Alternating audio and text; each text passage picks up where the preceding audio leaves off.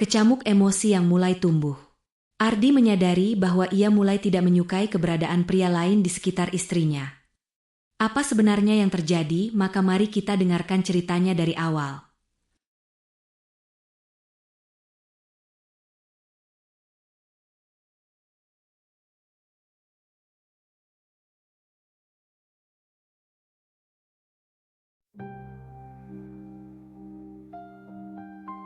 Siang itu, udara di koridor kampus terasa lebih mencekik dari biasanya bagi Naya.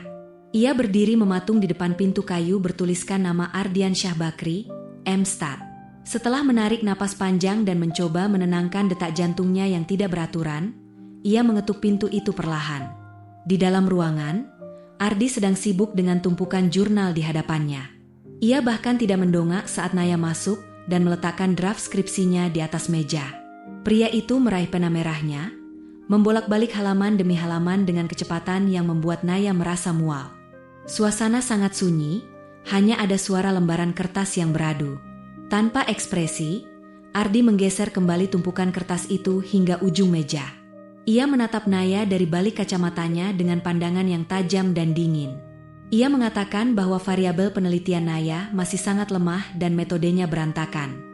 Ia menegaskan jika Naya tidak bisa memperbaiki logikanya dalam seminggu, maka tidak perlu ada bimbingan lagi. Naya keluar dari ruangan itu dengan tangan gemetar.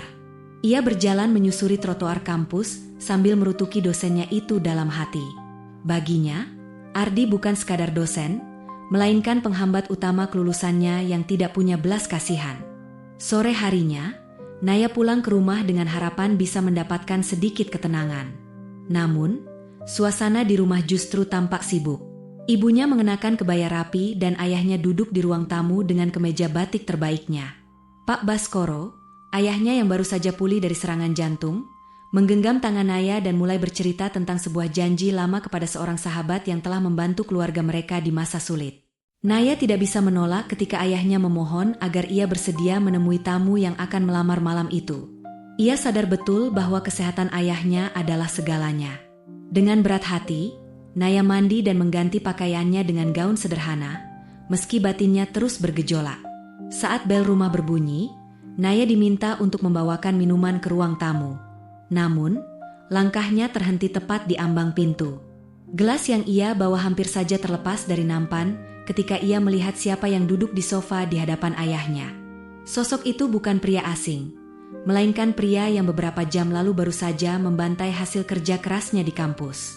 Ardian Syah Bakri berdiri, menatap Naya dengan ekspresi yang sulit dibaca. Tidak ada kemarahan seperti di ruang dosen, namun tatapan dinginnya masih tetap sama. Ardi tampak tenang, seolah ia sudah mengetahui siapa yang akan ia temui malam itu.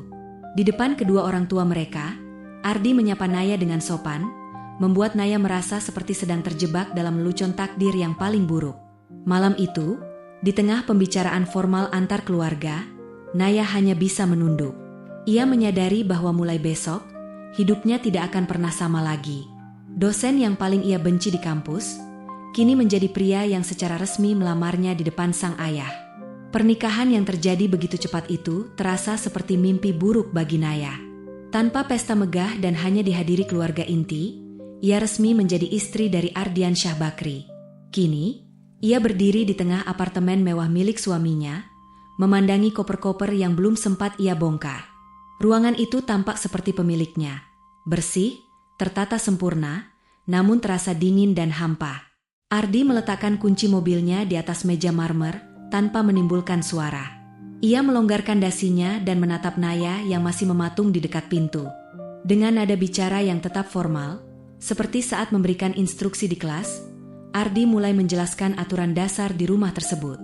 Ia menekankan bahwa privasi adalah hal utama, dan yang paling penting, tidak boleh ada satu orang pun di kampus yang mengetahui status hubungan mereka.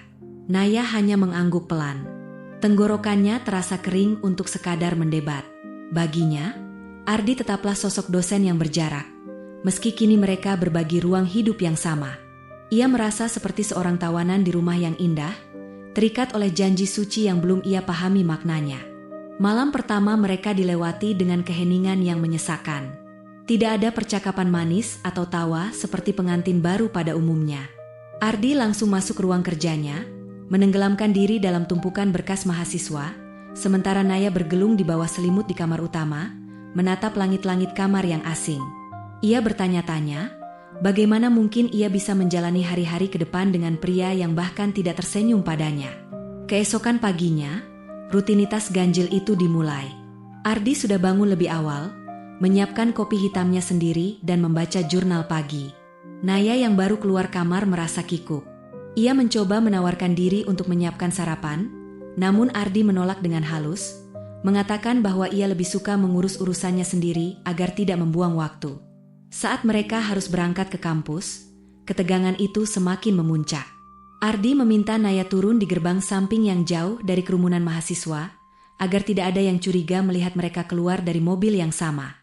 Naya turun dengan perasaan campur aduk antara sedih dan terhina. Ia harus berjalan kaki cukup jauh menuju gedung fakultasnya, sementara Ardi melesat maju menuju parkiran khusus dosen. Di dalam kelas statistik siang itu, Naya duduk di kursi paling belakang.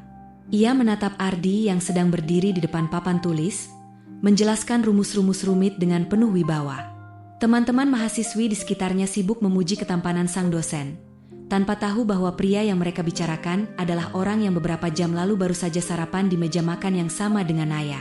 Naya menyadari satu hal, hidup dalam rahasia ini akan jauh lebih melelahkan daripada mengerjakan skripsi itu sendiri. Hari-hari Naya di kampus menjadi semakin berat sejak skandal revisi skripsinya tak kunjung usai. Di tengah tekanan itu, Dimas, seorang mahasiswa senior yang juga merupakan asisten laboratorium, mulai sering hadir memberikan bantuan. Dimas adalah sosok yang hangat dan komunikatif, berbanding terbalik dengan Ardi yang selalu bicara seperlunya. Kedekatan mereka mulai menjadi bahan pembicaraan di antara mahasiswa tingkat akhir. Suatu sore di perpustakaan pusat, Naya duduk berdampingan dengan Dimas. Mereka sedang berdiskusi serius mengenai pengolahan data statistik yang selama ini menjadi momok bagi Naya. Dimas sesekali tertawa kecil sambil mengacak rambut Naya pelan saat gadis itu melakukan kesalahan dalam perhitungan. Naya merasa sedikit lega. Setidaknya ada orang yang memperlakukannya dengan sabar, bukan dengan tatapan menghakimi. Tanpa Naya sadari, dari balik rak buku yang tinggi, Ardi sedang berdiri mengamati mereka. Tangannya yang memegang sebuah buku referensi mencengkram sampulnya dengan kuat hingga buku itu sedikit tertekuk. Ada perasaan aneh yang bergejolak di dadanya, sebuah rasa panas yang tidak pernah ia rasakan sebelumnya. Secara logika, ia seharusnya senang jika ada yang membantu mahasiswinya belajar. Namun secara naluri sebagai seorang suami, pemandangan itu membuatnya muak. Ketegangan itu terbawa hingga ke rumah. Malam itu, saat Naya baru saja melangkah masuk apartemen, ia mendapati Ardi sudah duduk di ruang tengah dengan laptop di pangkuannya. Biasanya, Ardi akan mengabaikan kepulangan Naya, namun kali ini ia langsung menutup laptopnya dengan suara yang cukup keras. Ardi mulai melontarkan sindiran tajam. Ia mengkritik Naya yang menurutnya terlalu santai dan lebih banyak menghabiskan waktu untuk mengobrol daripada benar-benar mengerjakan penelitian. Naya, yang merasa sudah bekerja keras seharian, akhirnya tidak tahan lagi. Ia membela diri dan mengatakan bahwa Dimas adalah satu-satunya orang yang bersedia membantunya tanpa memberikan tekanan mental. Mendengar nama Dimas disebut, wajah Ardi semakin mengeras. Ia melarang Naya untuk belajar bersama mahasiswa pria lain di luar jam kampus dengan alasan menjaga nama baiknya sebagai istri. Naya terpaku, menyadari bahwa larangan itu terdengar lebih seperti kecemburuan daripada sekadar aturan formal. Perdebatan kecil itu berakhir dengan Ardi yang pergi meninggalkan ruangan tanpa sepatah kata pun, meninggalkan Naya dalam kebingungan tentang apa yang sebenarnya dirasakan oleh suaminya itu. Keheningan di meja makan malam itu terasa jauh lebih berat dari sebelumnya. Di antara denting sendok dan piring, ada kecamuk emosi yang mulai tumbuh. Ardi menyadari bahwa ia mulai tidak menyukai keberadaan pria lain di sekitar istrinya, sementara Naya mulai melihat sisi lain dari suaminya yang kaku, sisi yang ternyata bisa merasa terancam dan cemburu. Pekan itu menjadi puncak kesibukan di kampus. Ardi, yang memegang peran penting dalam komite akreditasi fakultas, hampir tidak memiliki waktu untuk beristirahat. Setiap malam ia pulang ke rumah dalam keadaan yang semakin larut dan wajah yang semakin kuyu. Naya memperhatikan perubahan itu, namun ia masih merasa terlalu enggan untuk memulai percakapan setelah ketegangan yang terjadi sebelumnya. Hingga pada suatu malam, Naya terbangun karena mendengar suara barang jatuh dari arah dapur. Saat ia keluar untuk memeriksa, ia menemukan Ardi sedang bersandar pada meja makan dengan napas yang pendek dan telapak tangan menahan kening. Wajahnya sangat pucat, dan saat Naya menyentuh lengannya, panas yang menjalar terasa begitu menyengat. Ardi ambruk sebelum sempat mengatakan apapun, dan dengan sekuat tenaga, Naya membantunya menuju kamar. Malam itu, peran mereka berbalik sepenuhnya. Naya menghabiskan waktu berjam-jam di sisi tempat tidur Ardi. Ia mengganti kain kompres di dahi suaminya setiap kali airnya mulai hangat. Ia juga menyiapkan bubur dan obat, menunggu dengan sabar hingga Ardi cukup sadar untuk menelan sedikit makanan. Di bawah sorot lampu tidur yang temaram, Naya memandangi wajah Ardi yang sedang terlelap. Tanpa kacamata dan ekspresi dinginnya, pria itu terlihat begitu lelah dan rapuh. Dalam tidurnya yang tidak tenang karena demam tinggi, Ardi sempat mengigau. Ia menggumamkan permohonan maaf yang tidak jelas, menyebutkan beban pekerjaan, dan beberapa kali menyebut nama Naya dengan nada yang sangat pelan, hampir seperti sebuah bisikan penuh penyesalan. Naya terdiam. Ia baru menyadari bahwa selama ini Ardi memikul beban yang sangat berat sendirian, sambil tetap berusaha menjaga wibawanya di depan semua orang, termasuk di depannya. Menjelang subuh, suhu tubuh Ardi mulai turun. Ia perlahan membuka matanya dan mendapati Naya tertidur dalam posisi duduk di kursi samping tempat tidur, dengan kepala bersandar pada kasur dan tangan yang masih memegang kain kompres. Ardi tertegun melihat pemandangan itu. Ada rasa haru yang menjalar di hatinya, sesuatu yang sudah lama tidak ia rasakan sejak ia memutuskan untuk hidup dalam kekakuan. Ardi tidak membangunkan Naya. Ia hanya memperhatikan wajah istrinya dalam diam, menyadari bahwa di balik kecerobohan dan sikap keras kepala gadis itu, ada ketulusan yang luar biasa. Ia mengulurkan tangannya yang masih terasa lemas, menyentuh rambut Naya dengan sangat lembut agar tidak membangunkannya.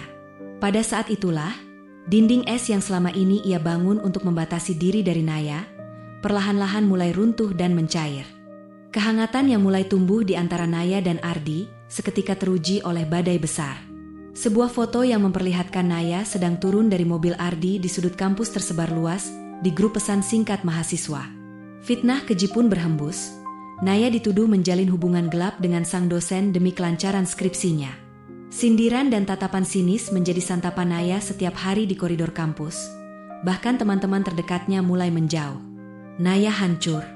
Ia merasa harga dirinya diinjak-injak tepat di saat ia hampir mencapai garis finish kuliahnya. Puncaknya, dekan fakultas memanggil mereka berdua ke ruang sidang kode etik. Di dalam ruangan yang kaku itu, Naya duduk tertunduk dengan air mata yang mulai menetes. Para petinggi fakultas memberikan pertanyaan menyudutkan tentang profesionalitas mereka sebagai dosen dan mahasiswa. Di tengah tekanan itu, Ardi yang biasanya tenang, tiba-tiba berdiri. Ia tidak lagi bicara sebagai dosen yang dingin. Dengan suara lantang dan tegas, ia meletakkan sebuah buku kecil berwarna coklat di atas meja sidang, buku nikah mereka. Ardi menyatakan dengan jujur bahwa Naya adalah istrinya yang sah dan tidak pernah ada satupun nilai yang dimanipulasi. Ia bahkan menawarkan diri untuk mundur dari jabatannya sebagai dosen demi menjaga integritas kampus dan melindungi nama baik istrinya. Pengakuan itu membungkam seluruh ruangan dan mengakhiri semua spekulasi miring. Beberapa bulan kemudian, hari yang dinanti pun tiba. Aula universitas dipenuhi oleh wisudawan yang bersuka cita. Naya berdiri di sana, mengenakan toga, dengan predikat lulusan terbaik. Perjuangannya mengerjakan skripsi di bawah bimbingan suaminya yang sangat disiplin akhirnya membuahkan hasil yang manis. Ia bukan lagi mahasiswi yang ceroboh. Ia telah tumbuh menjadi wanita yang tangguh berkat didikan pria yang kini menunggunya di bawah podium. Saat nama Naya dipanggil dan ia turun dari panggung, ia tidak menuju ke barisan teman-temannya. Langkahnya mantap menuju ke arah Ardi yang berdiri tegak dengan buket bunga lili putih di tangannya. Di depan ribuan pasang mata, Ardi menyambutnya dengan senyuman paling tulus yang pernah Naya lihat. Tidak ada lagi rahasia, tidak ada lagi sekat dosen dan mahasiswa. Ardi mengecup kening Naya dengan lembut. Sebuah tanda bahwa kontrak rahasia mereka telah usai dan kini mereka siap memulai babak baru sebagai sepasang suami istri yang sesungguhnya. Di balik rumus-rumus statistik yang rumit, Naya akhirnya menemukan jawaban paling sederhana, bahwa cinta sejati seringkali datang melalui jalan yang paling tidak terduga. Ketenangan yang baru saja mereka bangun di rumah seketika hancur saat sebuah notifikasi di ponsel Naya berbunyi beruntun di pagi hari yang cerah. Sebuah foto diunggah di akun anonim kampus. Foto yang memperlihatkan Naya sedang mencium tangan Ardi di dalam mobil sebelum turun di gerbang samping. Narasi yang menyertainya sangat kejam, menuduh Naya menggunakan jalur ranjang untuk meloloskan skripsinya yang sempat macet. Naya melangkah masuk ke koridor kampus dengan perasaan yang hancur. Bisikan-bisikan jahat terdengar di telinganya setiap kali ia melewati gerombolan mahasiswa. Bahkan, Dimas yang selama ini baik padanya, menatapnya dengan pandangan kecewa dan menjauh tanpa sepatah kata pun. Naya merasa dunianya runtuh. Semua kerja keras dan malam-malam tanpa tidurnya mengerjakan revisi seolah dianggap sampah oleh semua orang hanya karena sebuah foto tanpa konteks. Di sisi lain, Ardi menghadapi tekanan yang tidak kalah hebat. Ia dipanggil secara mendadak ke ruang Dewan Etik. Di sana, para dosen senior sudah menunggu dengan wajah-wajah serius dan penuh penghakiman. Mereka mempertanyakan integritas Ardi sebagai dosen teladan yang selama ini dikenal kaku dan disiplin. Ardi didesak untuk memberikan klarifikasi atau ia akan dicabut hak mengajarnya secara tidak hormat. Namun, Ardi tetap bungkam, matanya hanya menatap kosong ke arah jendela, memikirkan bagaimana keadaan Naya di luar sana. Ketegangan mencapai puncaknya saat Naya pun dipanggil masuk ke ruangan yang sama. Di depan Dewan Etik yang mengintimidasi, Naya duduk dengan bahu yang gemetar. Salah satu dosen senior menuduhnya telah menggoda Ardi demi nilai. Naya hanya bisa menunduk. Air matanya jatuh membasahi meja kayu tersebut. Namun, tepat saat Naya hendak mengakui semuanya karena tidak kuat lagi menahan beban, ia merasakan sebuah tangan yang hangat dan kokoh menggenggam jemarinya di bawah meja. Ardi menarik napas panjang, lalu berdiri dari kursinya. Ia menatap satu persatu anggota Dewan Etik dengan tatapan yang sangat tajam, namun kali ini ada getaran emosional di suaranya. Ia menyatakan bahwa segala tuduhan itu salah besar. Ia mengakui bahwa Naya memang istrinya, namun ia juga menegaskan bahwa Naya adalah mahasiswi yang paling ia tekan dengan standar yang jauh lebih tinggi daripada mahasiswa lainnya justru untuk menghindari fitnah seperti ini. Ardi mengeluarkan sebuah map berisi draft-draft skripsi Naya yang penuh dengan coretan tinta merah darinya. Ia menunjukkan bukti bahwa setiap nilai yang Naya dapatkan adalah murni hasil keringat istrinya sendiri. Pengakuan berani itu membuat seluruh ruangan terdiam. Ardi menyerahkan kartu identitas dosennya ke meja pimpinan, menyatakan bahwa jika kampus keberatan dengan status pernikahan mereka, ia bersedia mengundurkan diri asalkan Naya diperbolehkan lulus dengan cara yang terhormat. Di tengah kesunyian yang mencekam itu, Naya menatap suaminya dengan rasa tidak percaya. Pria yang dulu ia anggap sebagai musuh terbesar, kini sedang mempertaruhkan seluruh karirnya demi dirinya. Tamat. Terima kasih telah mendengarkan cerita ini. Jika kalian menyukai cerita ini, maka dukung terus channel ini, agar kami semangat membuat cerita-cerita baru di setiap harinya. Terima kasih.